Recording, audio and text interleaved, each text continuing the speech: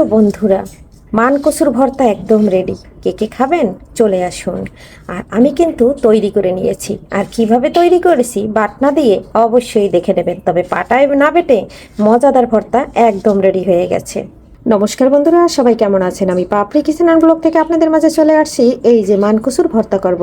এখানে নিয়েছি একটা মানকসু। এখন আমি কেটে ধুয়ে পরিষ্কার করে খুব সুন্দর করে সিদ্ধ করে নেব। সিদ্ধ করে তারপরে আমি পেঁয়াজ, রসুন, আদা, কাঁচামরিচ, শুকনো মরিচ ভেজে সরিষা দিয়ে, কাঁচা সরিষা দিয়ে ভর্তাটা করে নেব। তবে সঙ্গে থাকুন, দেখতে থাকুন। এখন আমি কচুটা কেটে ধুয়ে পরিষ্কার করে সিদ্ধ করে নিচ্ছি। এরপরে কিভাবে আমি বাটনা দিয়ে ভর্তাটা করি পাটায় বাটা ছাড়া, অবশ্যই সাথে থাকুন। কাছে এবং দূরে, দেশ ও দেশের বাইরে থেকে যারা আমার ভিডিও দেখছেন এবং দেখা শুরু করবেন, সবাইকে বলবো একটা লাইক দিয়ে অবশ্যই দেখবেন। এবং সবার জন্য রইল ছোট্ট পরিবারের পক্ষ থেকে অনেক অনেক শুভকামনা এবং ভালোবাসা। এভাবে সবাই আমার পাশে থাকুন, সাথে থাকুন, আমাকে ভালোবাসুন। একটু একটু করে এগিয়ে যাব আপনাদের ভালোবাসা পেলে। আর আমি কিন্তু সার্বক্ষণই আছি আপনাদের মাঝে। তাই মানকচুর ভর্তা কে কে খেয়েছেন আর খাননি অবশ্যই কমেন্ট করতে ভুলবেন না। এটা কিন্তু বরিশালের একটা প্রিয়তম খাবার, কারণ বরিশালে প্রচুর মানকচু হয়। মানকচু কিন্তু বাটা খায়, কাঁচাও বাটা খাওয়া যায়।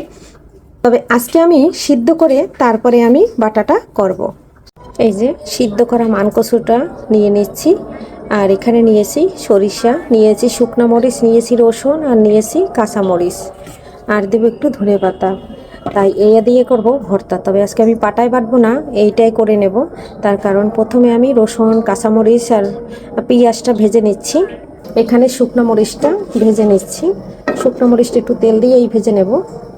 কচু যেহেতু একটু মরিচের পরিমাণটা বেশি দেব, আপনারা চাইলে কাঁচা মরিচও দিতে পারেন। আমিও একটু কাঁচা মরিচ দেবো। আর শুকনো মরিচটা আমি খুব সুন্দর করে ভেজে নিচ্ছি। তবে এটা পাটায় বেটে নেওয়া যাবে, পাটায় বাটতেও খুব ভালো লাগবে, ব্লেন্ডারও করা যাবে। তবে আমি সিদ্ধ করার সময় একদম অনেক সিদ্ধ হয়ে গেছে, তার জন্য আমি এভাবে হাতেই বানিয়ে নেব। মরিচটা ভাজা হয়ে গেছে, তুলে নিচ্ছি। ওই তেলের মধ্যে পেঁয়াজ কুচি, রসুন আগে একটু ভেজে নিয়েছি, আর এখানে কাঁচামরিচ কিছুটা দিয়ে দিয়েছি। আর যেহেতু আমি সরিষার তেলটা ব্যবহার করব, তাই এখানে তেলের পরিমাণটা কম দিয়েছি। পেঁয়াজটা ভাজা হতে থাক, আমি এদিকে এটা বেটে নিচ্ছি। আর এভাবে বেটে নিলে একবারে গুঁড়ো হয়ে যাবে। তাই এক হাত দিয়ে মোবাইল ধরা, আর ওদিকে মসজিদে কিন্তু আজান দিচ্ছে, কারণ এখন বাজে 5:30। এই টাইমেই আমি ভিডিওগুলো তৈরি করি। বন্ধুরা, এই যে পেঁয়াজটা ভাজা হয়ে গেছে, এর থেকে বেশি ভাজবো না। এর ভিতরে কচুটা দিয়ে নেড়ে চেড়ে নিচ্ছি, কারণ কচুটা কিন্তু সিদ্ধ করা কচু। তাই এর ভিতরে দিয়ে আবার একটু নেড়ে চেড়ে নিয়ে তারপরে আমি বাটনাতে দিয়ে বেটে নেব। এখানে আমি খুব সুন্দর করে এই যে সরিষা আর মরিচটা একদম বেটে নিয়েছি। বন্ধুরা, সব ঢেলে নিয়েছি। এখন আমি এই যে খুব সুন্দর করে বেটে নেব।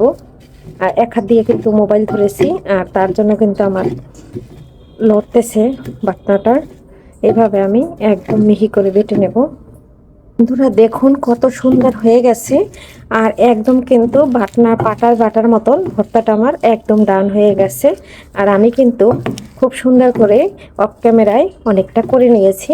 আর আপনাদের মাঝে যেহেতু এক হাত দিয়ে মোবাইল ধরি, তার জন্য কিন্তু আমি পুরো বাটনাটা দেখাতে পারি নাই। আর ভিডিওটাও বড় হয়ে যাবে, বড় ভিডিও কেউ দেখতে চায় না, ওয়াচ টাইম একদম বাড়ে না।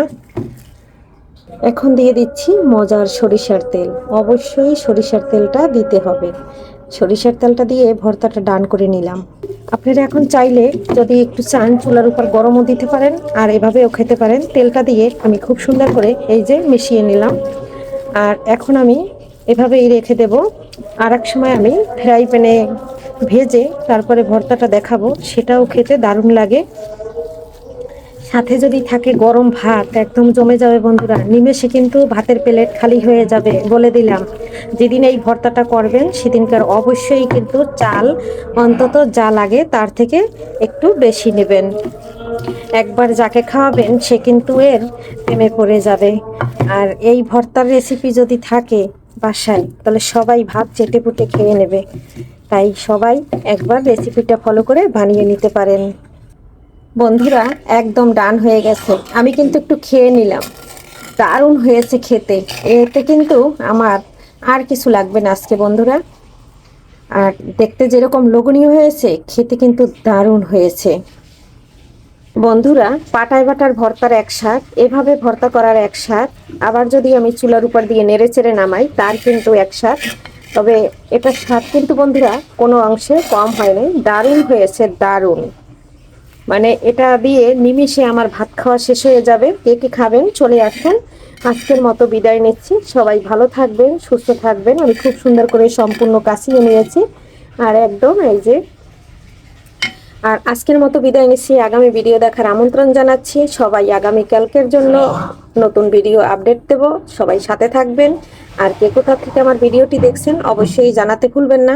সবাই এভাবে আমাকে পাশে থাকবেন, ভালোবাসবেন, একটা লাইক দিয়ে ভিডিওটি কন্টিনিউ করবেন।